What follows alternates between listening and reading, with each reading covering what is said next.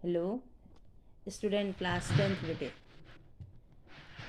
आज मैं आपको आपकी काव्य पोर्शन में थर्ड चैप्टर जो है, ठीक है, थर्ड चैप्टर है आपका सूर्यकांत त्रिपाठी निराला द्वारा लिखा हुआ उत्साह, उसे आपको एक्सप्लेन कर रही हूँ।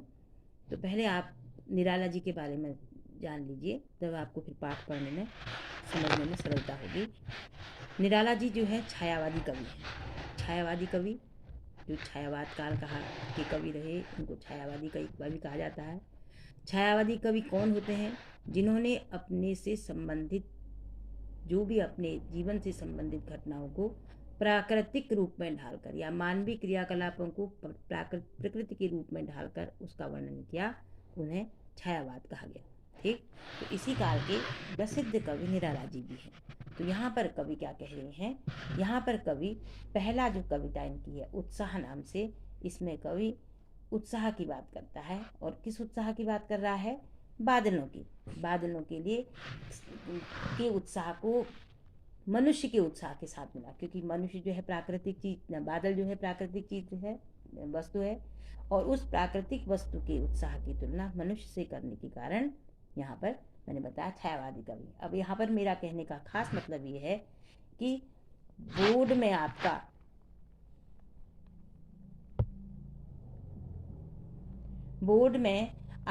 प्रश्न बनता है कि यह कविता किस काल की है।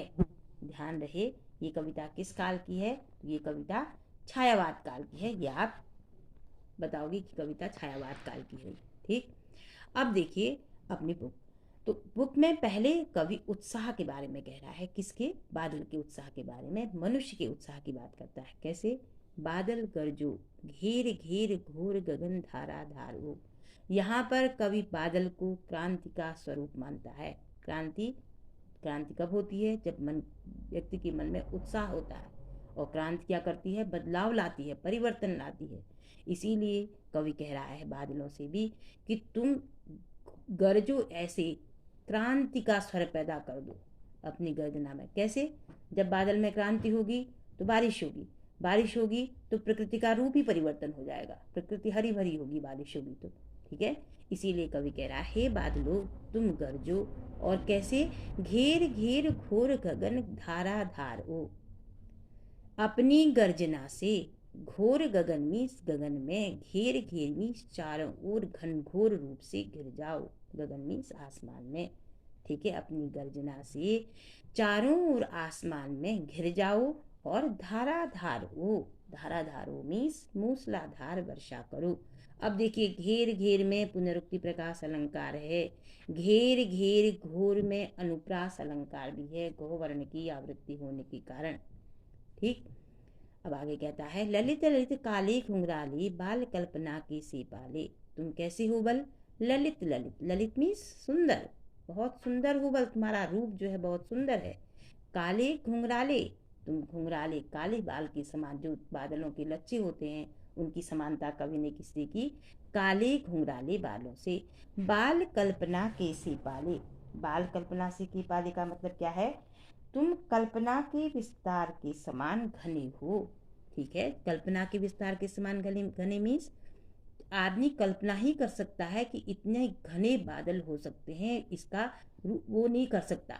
तो यहाँ पर के से होने के कारण उपमा अलंकार भी है, ध्यान रहे। हाँ, बाल कल्पना के समान या कल्पना के समान तुम सारे संसार, उसमें घिर जाओ सारे आसमान में। ठीक है, विद्युत छवि उर में, तुम्हारे अंदर विद्युत मीन्स बिजली की, छवि उर मीन्स हृदय में बसी हुई है। तुम्हारे अंदर बिजली की छवि है, क्योंकि बादलों में बिजली गरजती है ना, तो बादल गरजते तो बिजली उत्पन्न होती है। इसलिए कवि कह रहा है कि तुम्हारे अंदर जो है हृदय में विद्युत की छवि है, बिजली की छवि है।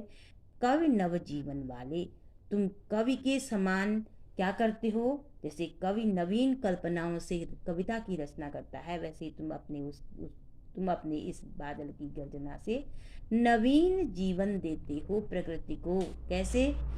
जब बादल बरसते हैं तो क्या होता है? नया पौधा उगता है, उसमें बीज बनता है, फल होता है, फिर नवीन पौधा पैदा होता है। इसलिए उसने कहा कि तुम नया जीवन देने वाले हो।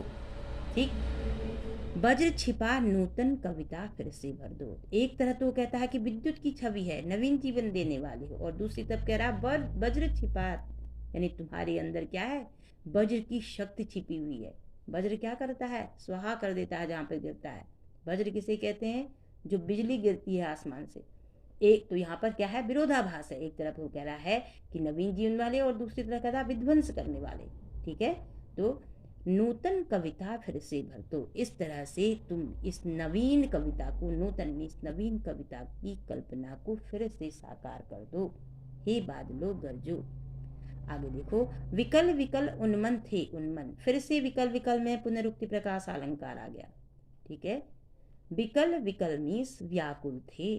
कौन, उन्मन मीस अनमने से। अनमना क्या में होता है कि क्या करें या क्या नहीं करें।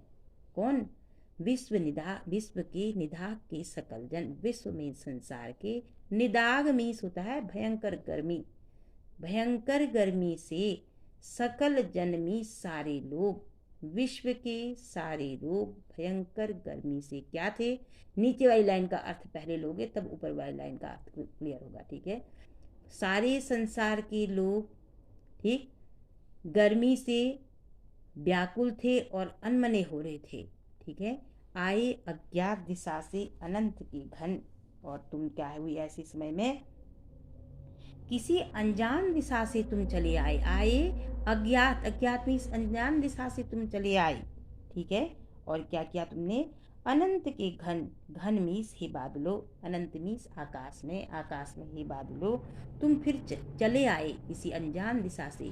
तप्त धरा जल में, जल से फिर शीतल कर दो। तप्त मीस तपती हुई धरती, धरा मीस धरती, तपती हुई धरती को जल से फिर से तुम क्या कर दो, जल मीस अपने पानी से फिर से शीतल कर दो, मीस ठंडी कर दो।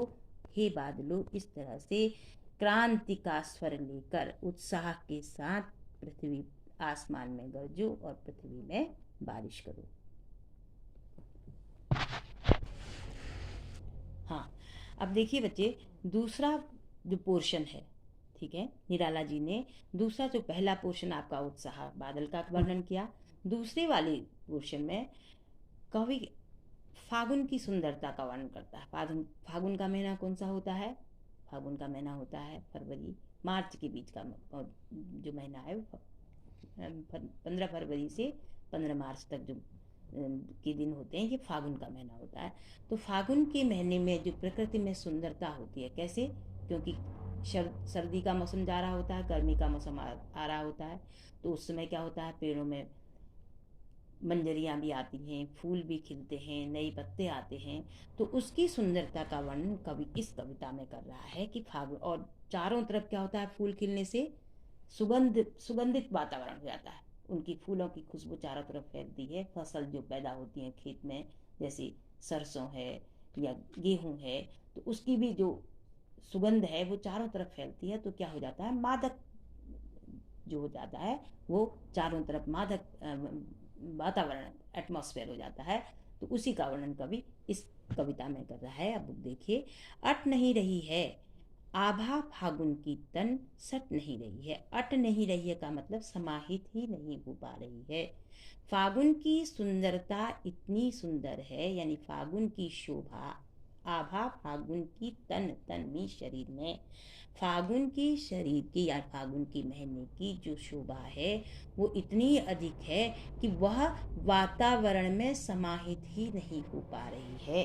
सट नहीं रही का अर्थ भी यही है कि वह समाहित ही नहीं हो पा रही है। इतनी सुंदरता फागुन के महीने में प्रकृति में हो रही है। कहाँ सांस लेती हो, घर घर भर देते हो। कवि क्या कह रहा है फागुन से कि तुम, यानी कि जब चारों तरफ सुगंधित जो हवा जब का झोंका उठता है, ठीक है, तो उस समय जब सुगंधित हवा फैलती है तो कवि कह रहा है ऐसा लगता है कि मानो उस फागुन ने कहीं सांस ले ली हो। मानो ऐसा लगता है कि तुमने सांस ले ली हो, और जिससे कि खुलकर सांस लेने के कारण चारों ओर यह जो सुंदर, यह सुगंधित जो वातावरण है यह हो गया है। घर घर भर देते हो, घर घर भर देते हो मीन्स अपनी सुंदरता को प्रत्येक घर में लहलहा देते हो, फैला देते हो। ठीक है। घर घर, यहाँ पर घर घर में फिर से क्या है, पुनरुक्ति प्रकाश अलंकार। ठीक, उड़ने को नभ में तुम पर पर कर देती हो। ऐसा शरीर हो जाता है इस समय, यानी कि शरीर ऐसा हो जाता है कि उड़ने को नभ में, ऐसा मन करता है कि आकाश में उड़ा जाए। जैसे पक्षी आकाश में उड़ता है, वैसे ही पक्षी की तरह आकाश में उड़ने के लिए ऐसा माहौल तुम बना देते हो कि पर पर कर देते हो। पर पर कर देने में पुनरुक्ति प्रकाश अलंकार तो है ही, साथ में क्या है अर्थ कि पर पर कर देते हो मीन्स ऐसे पंख लगा देते हो। पर का मतलब है पंख लगा देना, ठीक है। ऐसे पंख तुम लगा देते हो, यानी ऐसा माहौल बना देते हो, ऐसा मन में उत्साह भर देते हो कि आसमान में उड़ने को मन करता है। आंख हटाता हूँ तो हट नहीं रही है। कवि कहता है कि आंख में अगर हटाने की कोशिश करता हूँ सुंदरता से तो हट नहीं रही का मतलब जहाँ देखता हूँ, जिस ओर मैं अपनी आंखों को ले जाता हूँ उस ओर सुंदरता है। तो इसलिए चारों तरफ आंख हटाता हूँ तो हट नहीं रही का मतलब है चारों तरफ प्रकृति में, प्रत्येक ओर प्रकृति में क्या है, सुंदरता है फागुन के महीने की। कैसी सुंदर, कैसी है वो सुंदरता?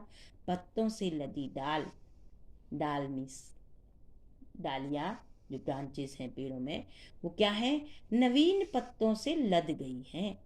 ठीक है, कहीं हरी कहीं लाल। और जब शुरू में पत्ता का जो प्राथमिक अवस्था होती है वो क्या होती है, हल्की रेड होती है। उसके बाद धीरे धीरे पत्ता जो होता है वो ग्रीन की, हरे के, उसमें हरे रंग में आता है। तब उसने कहा कि कहीं लाल हैं बल वो पत्ते, कहीं हरे हो गए हैं, कहीं पड़ी उर में मंद गंध पुष्पमाल, और कहीं क्या है बल, उर में पड़ी मीस, कहीं पेड़ों में क्या है, मंद मीस मंद, गंध मीस सुगंधित, हल्की सुगंधित फूलों से की माला पड़ गई है का मतलब है कि फूलों से पेड़ जो है, सुगंधित फूलों से कहीं पेड़ जो है वो भर गए हैं। ठीक है, कहीं पेड़ों से सुगंधित फूलों से पेड़ जो है वो भर गए हैं। ठीक, पाट पाट शोभाश्री, पट नहीं रही है। पाट पाट मीन्स प्रत्येक जगह जगह, पाट पाट का मतलब है प्रत्येक जगह में। शोभाश्री मीन्स, शोभा मीन्स सुंदरता, यानी कि जो प्रत्येक जगह में जो है वो सुंदरता जो है वो क्या है, चारों ओर, जगह जगह की चारों ओर की जो शोभा है वो पट न रही है मीन्स समाहित ही नहीं हो पा रही है। इतनी अधिक फूल खिले हैं, इतने अधिक सौंदर्य फैला हुआ है कि वह उसमें समाहित ही नहीं हो पा रहा है। ठीक, अब देखिए इसमें फागुन की किसका वर्णन किया है कवि ने, किस महीने का वर्णन किया है आपको पता होना चाहिए। कवि ने फागुन का वर्णन किया है। ठीक, और उसके अलावा जो भी क्वेश्चन इसमें से आएगा, जो कौन से अलंकार हैं, कौन से छंद, कौन सा कविता, इस कविता के माध्यम से कवि क्या कहना चाहता है, ठीक है, किस तरह, किस मौसम का वर्णन करना चाहता है या कौन से महीने का वर्णन करना चाहता है, ये मैंने आपको इस मैं पढ़ाते समय आपको बता दिया। अब ये आपका चैप्टर कंप्लीट हुआ। आशा है आपको समझ में आ गया होगा। और इसके मैंने बीच में क्वेश्चन भी बताए कि किस तरह से कहाँ पर क्या अलंकार है, क्या प्रश्न बनता है, और इन प्रश्नों को आप समझ गए होंगे, आपको ये पाठ समझ में आ गया होगा। और इसे अगर समझ में आ जाए आपको तो इसे लाइक करें, शेयर करें और सब्सक्राइब करें। धन्यवाद।